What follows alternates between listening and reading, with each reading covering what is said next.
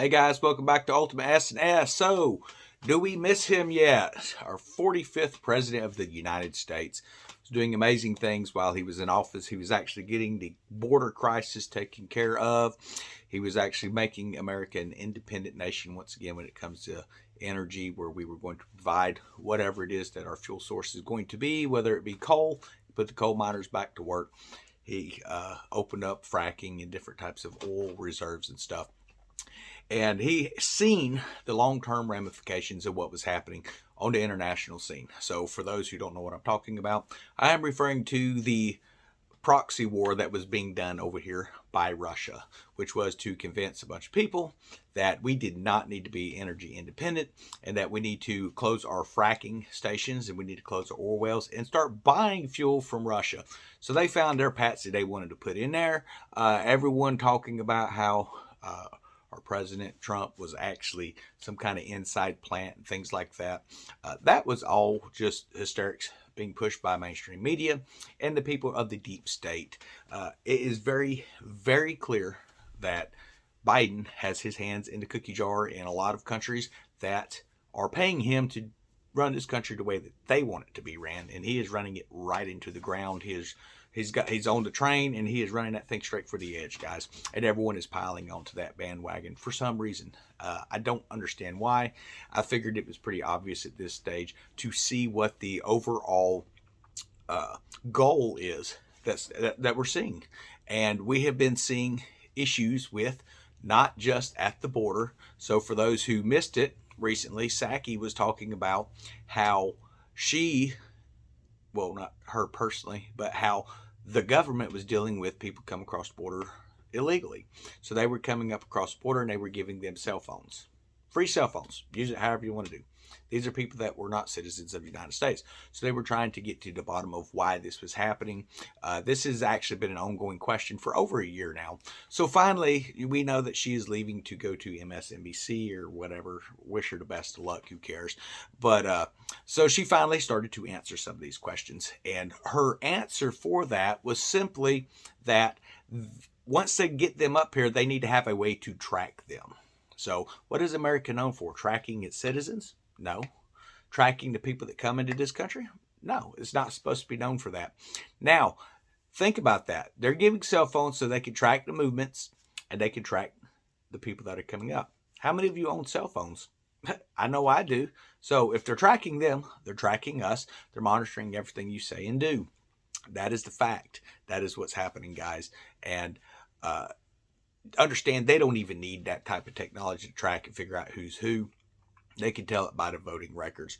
They have your name, they have how you vote, all that kind of stuff. So it'll eventually come down to a point where you're going to be, criminalized for that type of stuff.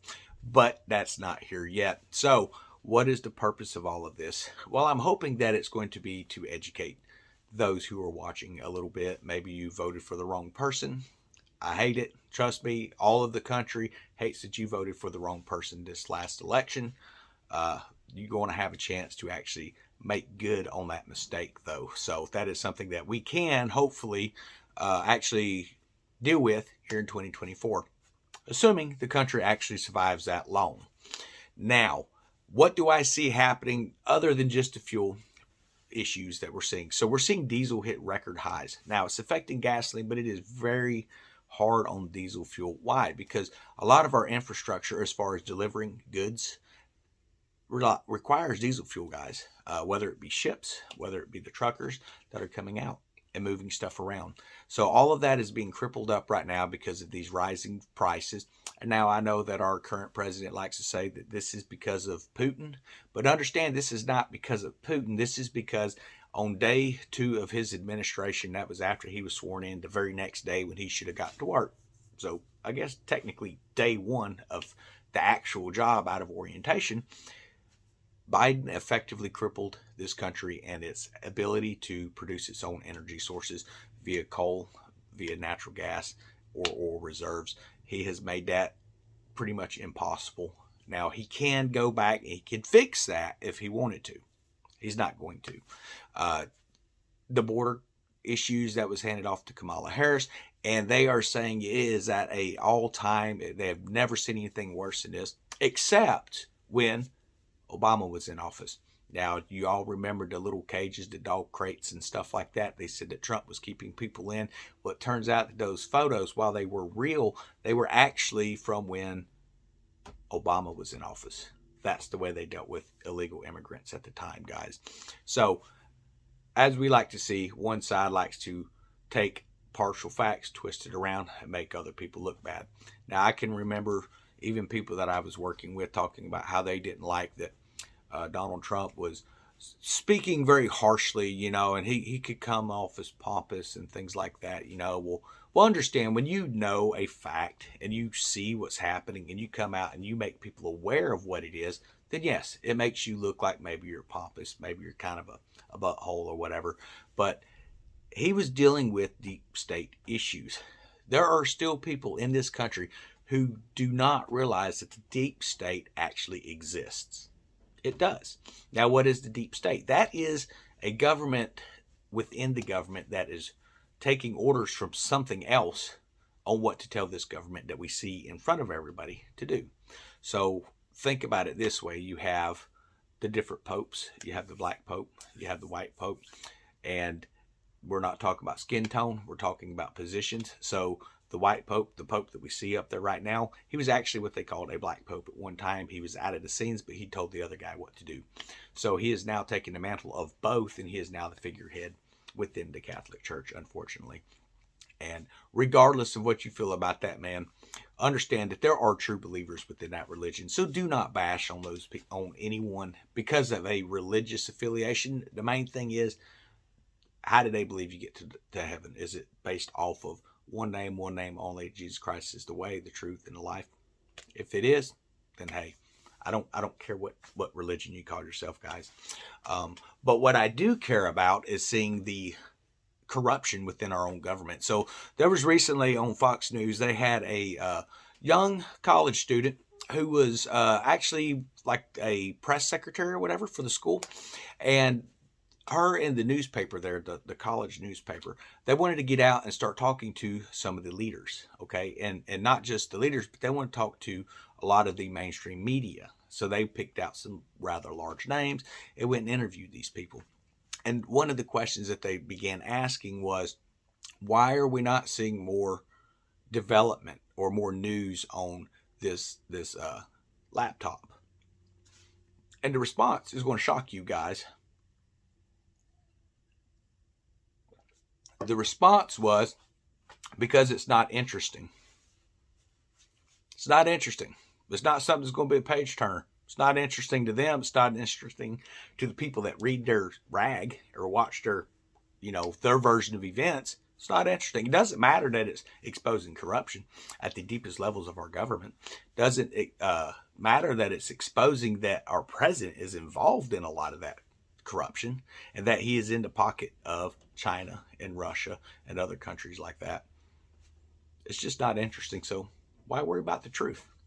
That's the society that we live in today. So I find it interesting that I find this interesting. I know they say that's not interesting, but what I find interesting is every time we see what's happening, a lot of the media likes to shadow it out. So what I'm talking about is when Joe Biden actually threatened to withhold $1 billion from the Ukraine when it was the Obama administration. And not only did he do that, he also calls a prosecutor over there to be fired who was going to be prosecuting Hunter Biden. Withheld $1 billion, had that guy fired, they got their money. But the news is not talking about that. Now, how do we know that is a fact? Because that information is on that laptop. Everything is documented there. But we're not hearing about it from the media.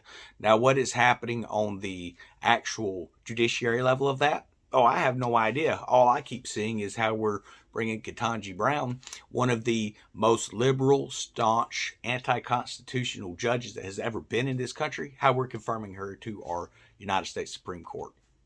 That I find very disturbing. You can call it interesting if you want. That is disturbing. But rather than see what the ramifications of this is, all we look at as society is, hey man, we're making history, Well, I would like to think that we are appointing people into office, whatever the office is, based off of what they bring to the table as far as their experience, where they stand with the Constitution of the United States. Those are the forefront. I mean, the Constitution should be number one, and then we can focus on a lot of the other stuff. If they do not support the Constitution, they don't need to be in any public office at all, or federal office, or any kind of Supreme Court position, or anything like that at all, if they do not support the Constitution. But we don't look at that anymore. So what we look at is we look at gender, we look at genetics, and we look at weird things like that, and doesn't matter how they voted in the past, doesn't matter what kind of experience they have, as long as it looks good in the history books. That is the society we live in today. They don't care if America is alive and well tomorrow, as long as it made history today. As long as they got a footnote and you have a Joe Biden name next to something that was historic. Now, with that said, I don't know if any of y'all are history buffs.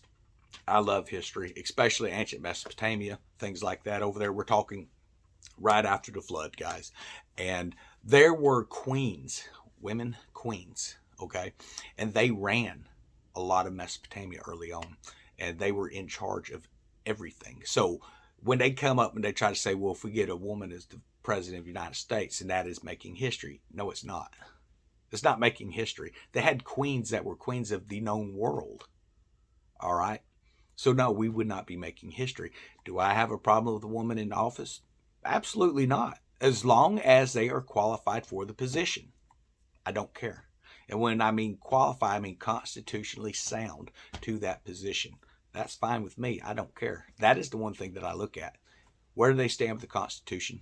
Are they for it? Or do they think we need to rewrite it or discard it completely? And unfortunately, that's what we're seeing in appointments today that's being made by this administration. It's in office, and we still like to talk about how mean President Trump was, rather than focus on the fact that he was very direct and he was very stern, and that is what you want in a leader. You don't want a coward. You don't want someone who is spineless and just whatever direction it is what direction they sway with based on popular opinion. And what you definitely do not want is somebody who unfortunately seems to have a cognitive disability, cognitive decline.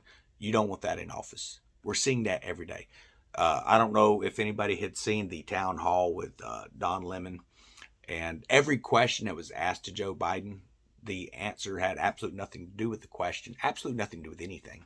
So they had talked about, what Don Lemon thought about that, had he received his, and he said yes, he had. So Biden asked, well, how do you feel? Are you okay? And then turns right around before the guy could even answer and starts talking about children in school, talking to other children, and the man on the moon. And then we talked a little bit about aliens and some other stuff that had absolutely nothing to do with, I have no idea what the conversation was supposed to be.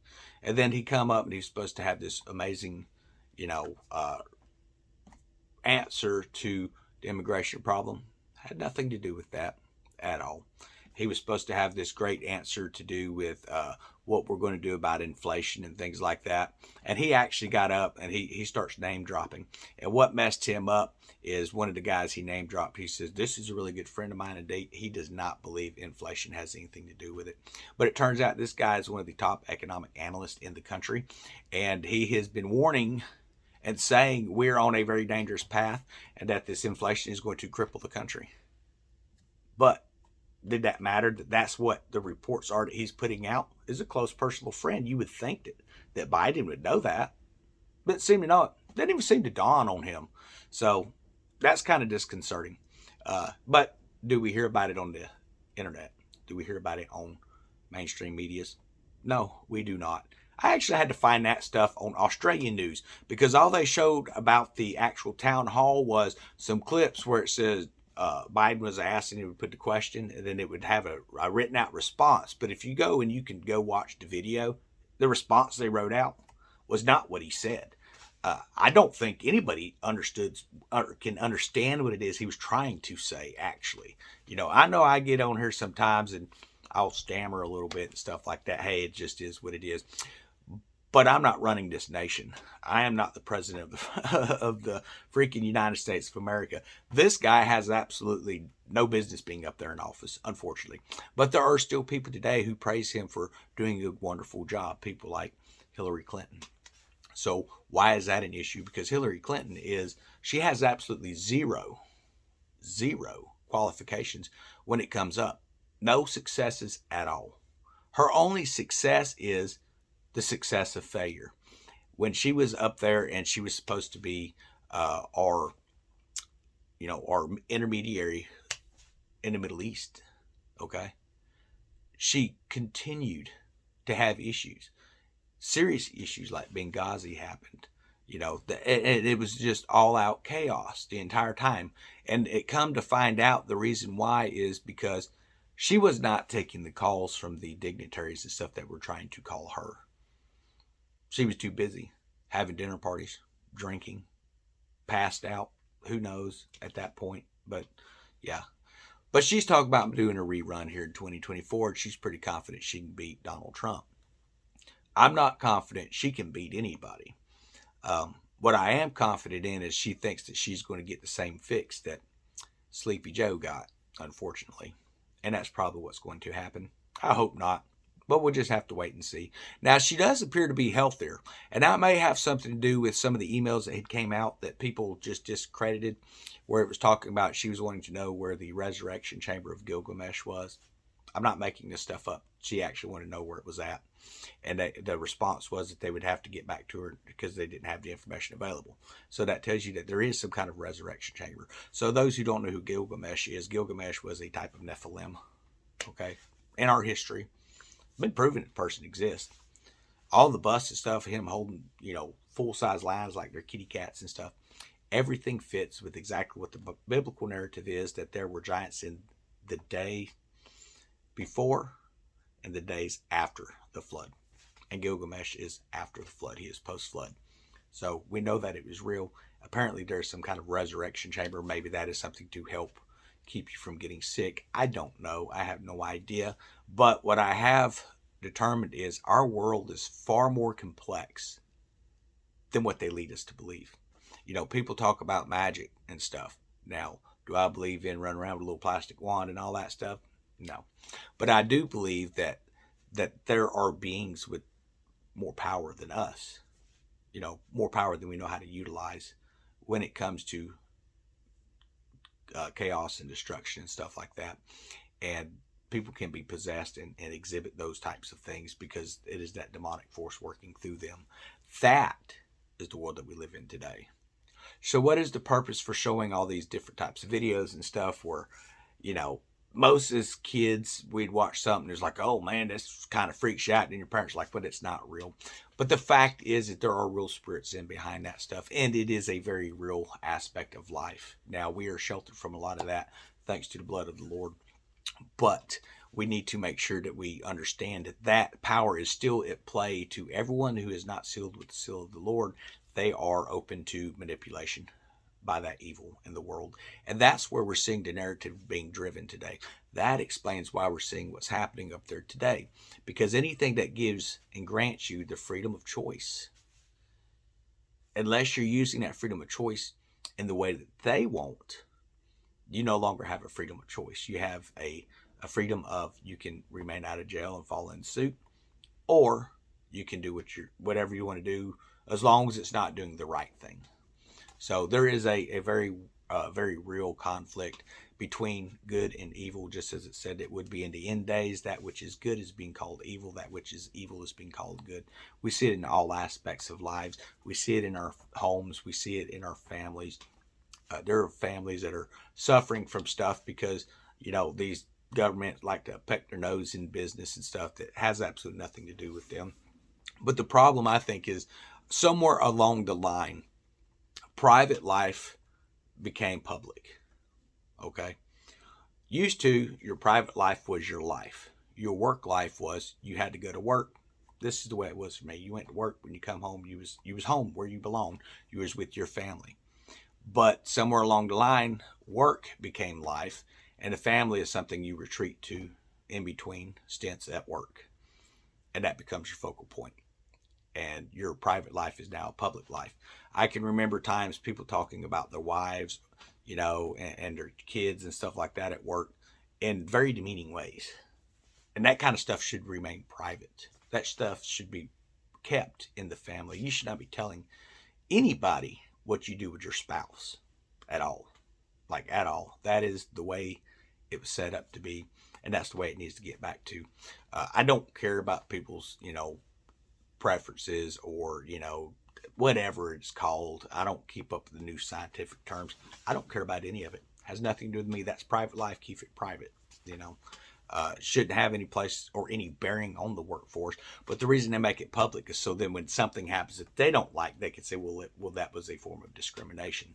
Well, how can you discriminate against something if your private life is remaining private and it's not work, business related? Business life should be business only. Absolute nothing in the private life should come out about it at all. And then there is no room to complain.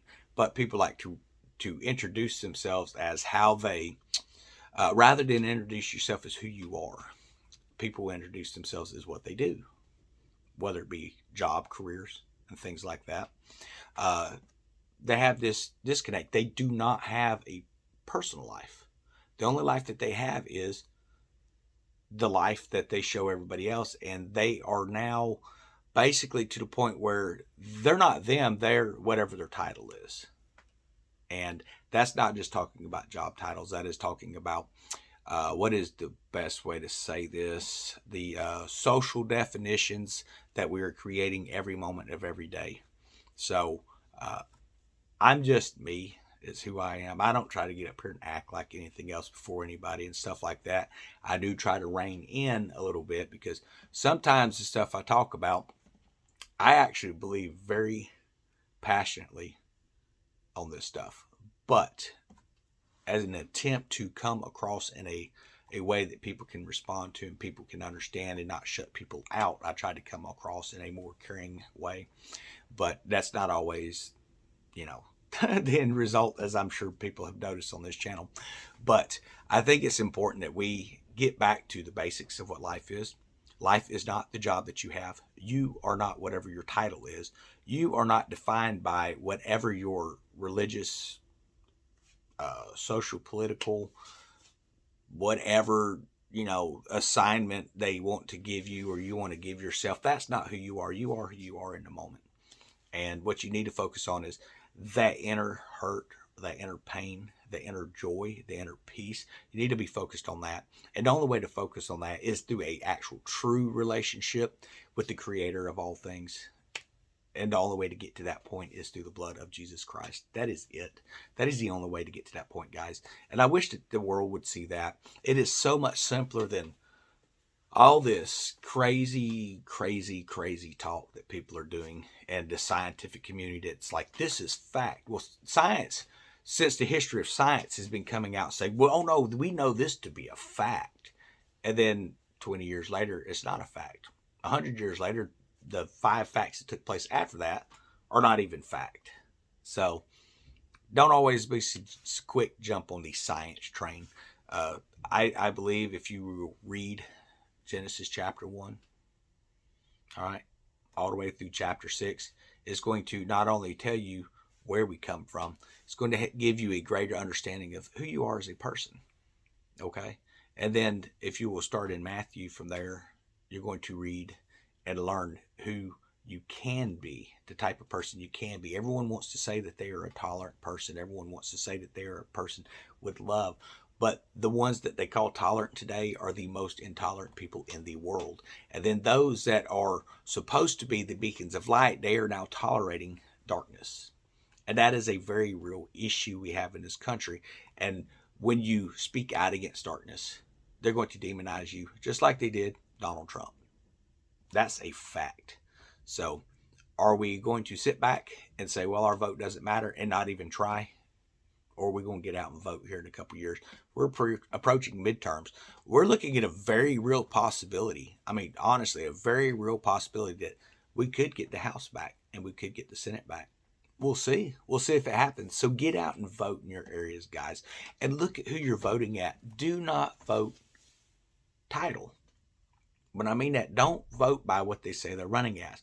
Look and see what the record shows about who they are.